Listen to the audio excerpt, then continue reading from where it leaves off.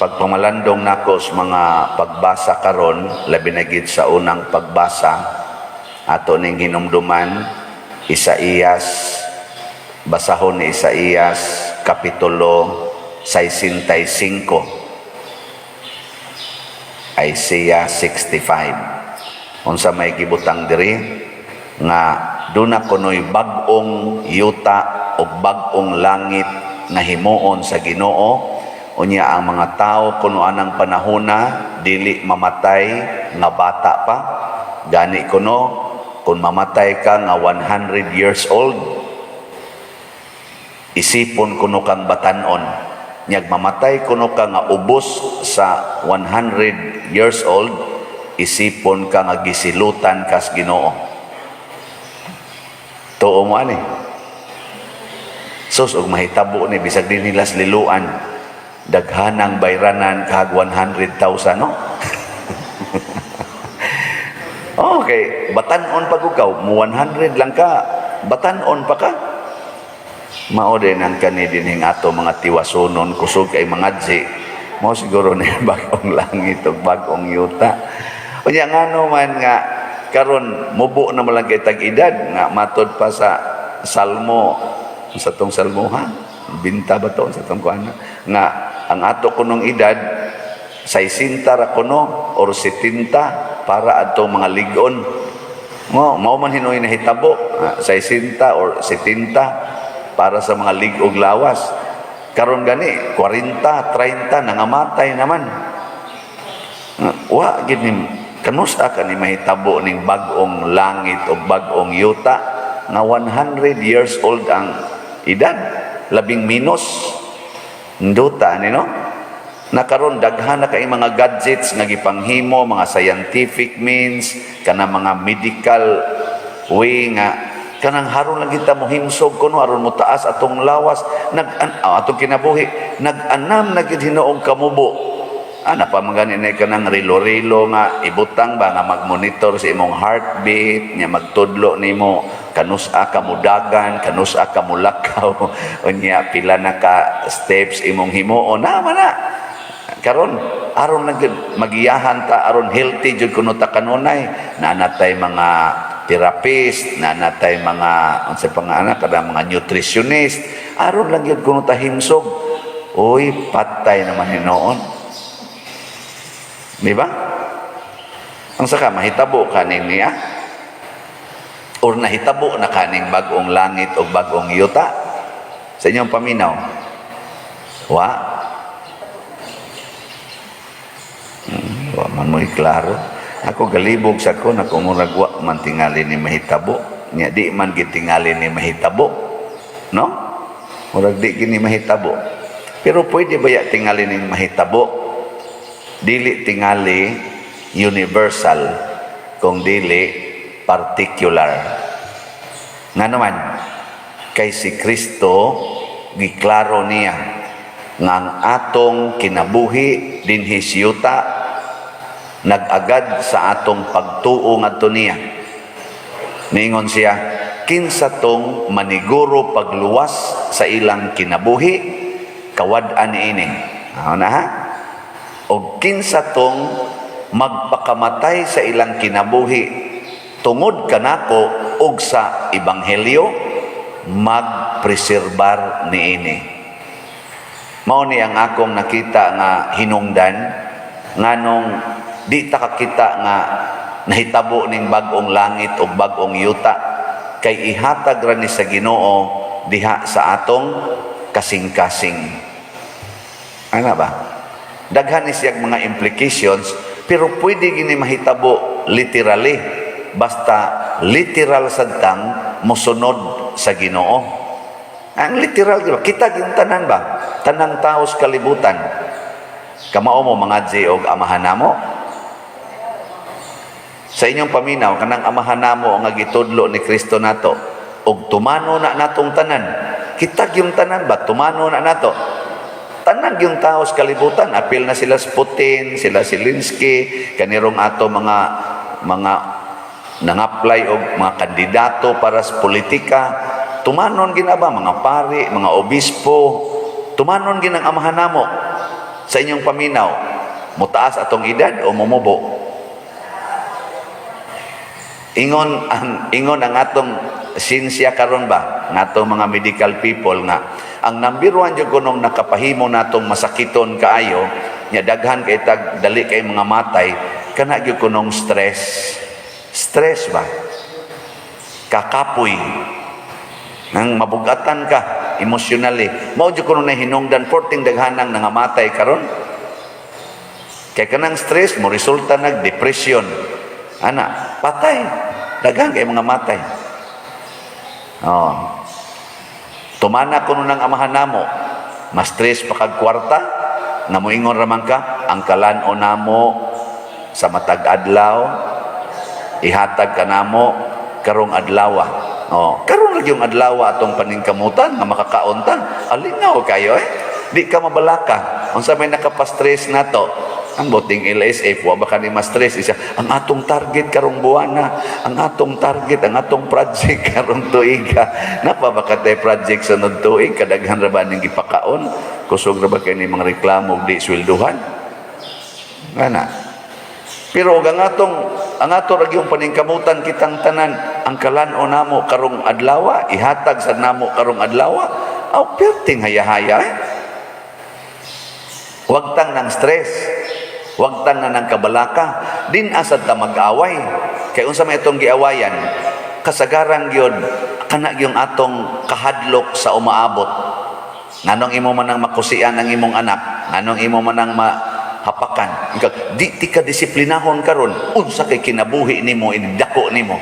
Nagtuod ay kag mudako pa ng imong anak. Basig unya patay na. Nya ang imong hinungdan nga gikusi na nimo, ang hinungdan nga imo nang gihapak kay nabalaka ka inigdako niya. Ang kalan-o namo karong adlaw, nya napagiusay makapawa og stress. Unsa man? Pasayloa kami sa among mga sala, ingon nga kami nagpasaylo sa nakasala kanamo. Magsigit tag pasaylo ay di na magdumot si Russia o si Ukraine, di na sila mag-away, magpasayloay na. Ang mga asawa karong nagbuwag og bana, mag-uli na, kuyog sa mga kabit. Pasayloay ba?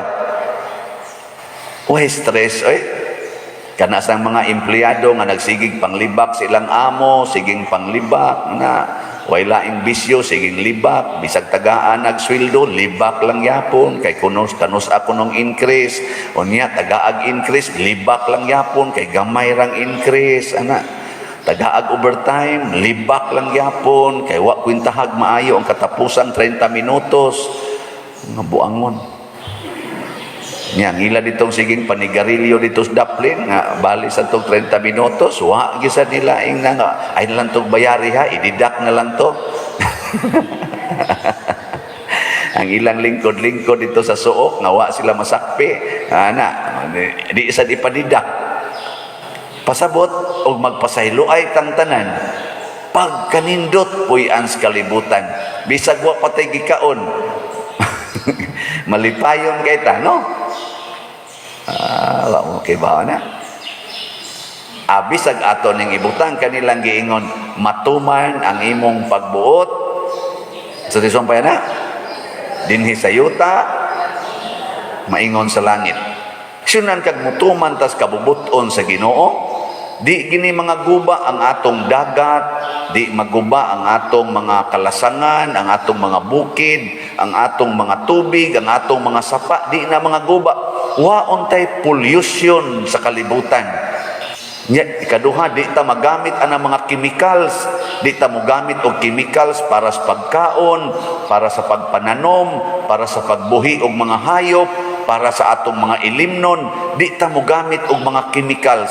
Mawa sa nang tanang mga bisyo, panigarilyo, inom, drugas, kanang prostitusyon, homosexuality, mawa na tanan. Tanawa kunog mawa na tanan, unya wa nay pollution sa kalibutan. Pagkataasa ka natong mga edad. Ay, yung magkontutukan. Bitaw. So kanang amahan namo nga gitudlo ni Kristo nato, maunay tuburan sa grasya, mao nay tuburan sa atong kinabuhi, tuburan sa atong kalipay, kalinaw o kasantos. Mao ni akong ingon literal. Pero ang challenge ato basad kaha nga sundo na literally. So din agi na magsinawayay ang atong mga politicians. Din ana wala na kayo nay kwarta ang mga vloggers.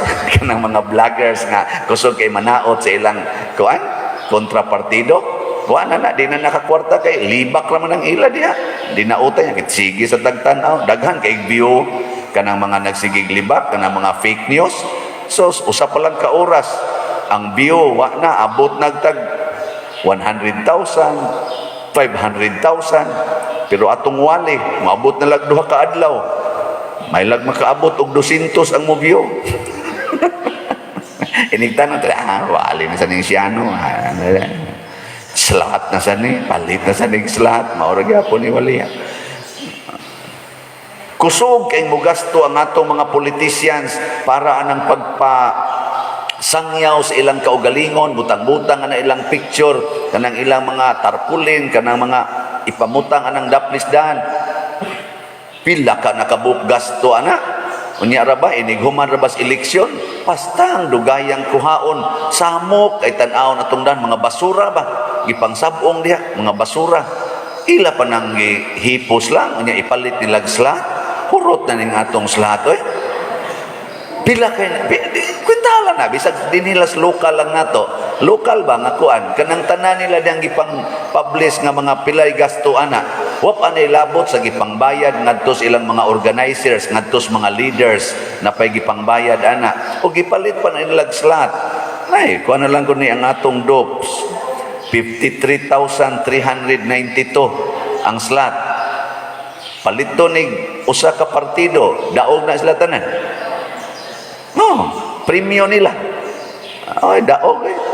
Pero kuyawa sa no, sa i-announce niya pa dirha, ug mapalit niya. Mahimo na ko inong campaign manager ani na, yaw na lang sa doy. Di na lang sa ko. Nganong kinahanglan pamanta mangumpan niya kung ang atong pagpangalagad sa katawhan tininuod. Di ba? Butaran ko nimo sa dili, mudaog kog sa dili, magsige ra man kog alagad. Unsa may diferensya? Ug mudaog ko, lingkod ko diha sa opisina, ngalagad. Ug mapildi sad ko, kinsay nilingkod diha, akong alagaran. Unsa may diferensya? Nganong mo gasto pamantag dako kaayo para lang gyud ta mudaog? Nga mga lagad ra man ta.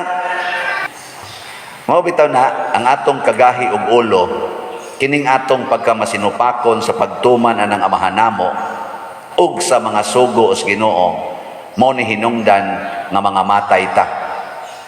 Mao ni hinungdan nga mumubo atong kinabuhi. Pila na ron kabuk bata ang namatay dito sa Ukraine igos bomba. Pila kabuk mga batan-on ug mga civilians nga nangamatay tungod anang ilang pagsigig pamumba. Tungod kay wa ta mutuman sa sugo nga pasaylua kami sa among mga sala, ingon kami nagpasaylo sa nakasala kanamo. Wa sa ta mutuman anang sugo na higugmaa ang inyong kaaway. Wa ta mutuman ana, di ba? Wa sa ta mutuman anang niingon si Kristo, bulahan kamong mga kabos. Gusto kitang magdato ug tungod anang pangandoy natong magsigig dato usahay hastang politika, hastang simbahan, himuon na natong agianan sa atong pagpangwarta, mag-away na ta, magpinatyanay na ta, tungod anang kwarta diha sa politika, kwarta dinhi sa simbahan. Bisag kamo maglinibakay mo, kamo mga nagtrabaho, maglinibakay mo tungod anang sweldo, tungod anang mga allowance, tungod anang kwarta. Kay kung maghinatagay palang untata, kana bang maghinatagay lang yun ba?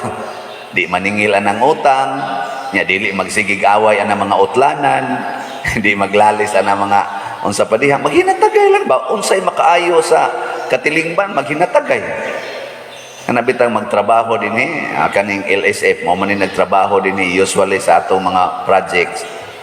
Ug dili na sila maghinatagay, wa gyud mahimo. Oh, yung sa itunol ra na diyang kuan brad, tunol, pugni dito be, ana. Sukda ko na diha, hinatagay sila ilang talent. Nasa dito siya, tulira sa to dito mga kabilya. Sige sa dok-dok dito, wag sila yung obra. Sige kasi dok-dok dito. Kung sa may kapuslanan ng siging dok-dok, may pag-dok-dok na siyang isa, wag kakibaw, nga human akong dok-dok ani akong ning ihatag dito. Nya di ko ni dok-dok ko, di na ako ihatag dito unsa may ila trabahoon. Hinatagay, tinabangay, division of labor. O na importante. Dili ang pag-ako ni, wag kay labot ani ako ni. Sige kuno, suway kuno. Suway kuno ang imo ragyod mo imong gamiton ay paggamit anang hinimo sa uban. Tanaw na tug naa ba kay balay. Dili ba kay gahimo sa simento, dili kay gahimo anang mga kahoy, lumber, di kay gahimo sa lansang, dili kay gahimo anang sin. Ayaw na gamita kay di man animo hinimo. Siya ako man ang paliton pa dir. Nya kanang kwarta ikay gahimo ana. Nganong ni gamit ng kwarta? Nga ang imo ra man jud ka mo imo. Mao na ang atong kabuang mapahimuslanon unya daw. Mao na mga matay ta, no? Sa di pa mo mga matay, hala mag-usab na ta. Ang ikaduhang meaning nga dili literal niining atong kanini ang libasa karon na bag-ong langit o bag-ong yuta, mao ang langit nga giandam sa Ginoo para sa mga santos. Matod pa sa Ginoo, ang iya kunong usa ka adlaw, ang usa ka adlaw niya ba libuan na kakatuigan. Nya kun mopuyo tag langit bisag usa lang ka adlaw o makapuyo lang itag langit ba bisag usa lang ka adlaw, sobra na sa usa ka gatos katuig, libuan na katuig. Muna kung magbinuutan ta karong adlaw, tagaan tas Ginoo og taas kay kinabuhi. Nya unsa man niya paghimo sama ni Abraham, ang iyang kaliwat, ang iyang kinabuhi hangtod karon naa pa. Sama ni San Vicente Ferrer tungod sa iyang kasantos hangtod karon si San Vicente Ferrer buhi pa. Ato bang gani siyang pistahan karong kuan sugod na ta karong unsa na March 31 karong Huwebes, sugod tagpista niya. Nganong magpista man tang San Vicente Ferrer kay buhi pa siya hangtod karon.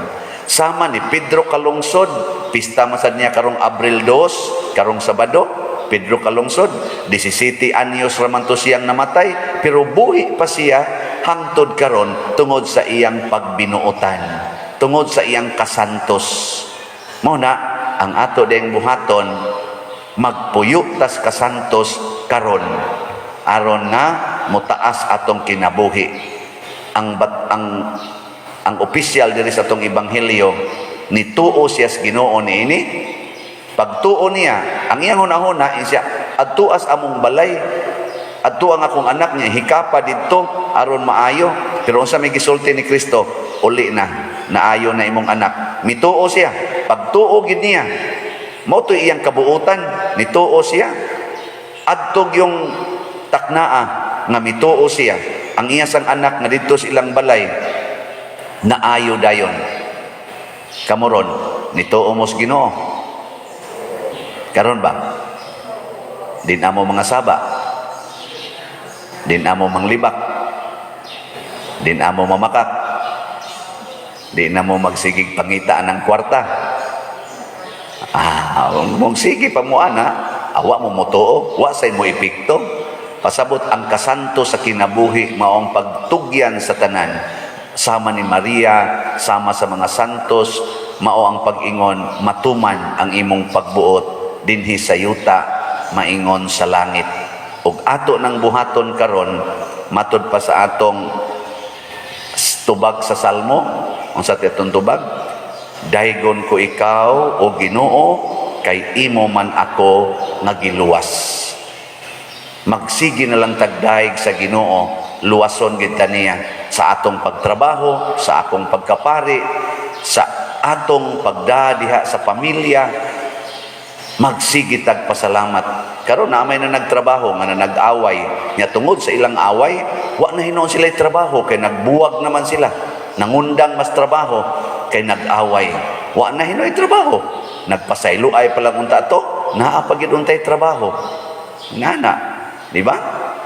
Naasay naundang sa trabaho kay nasuspenso. Ngano man ang gisulti nga mao ni atong himuon isip disiplina, supakon man yun, ngita man yun paaging supakon, masuspenso yun, mawa na sa noy trabaho, kay di man lagi musunod anang giingon, matuman ang imong pagbuot dinhi sa yuta maingon sa langit.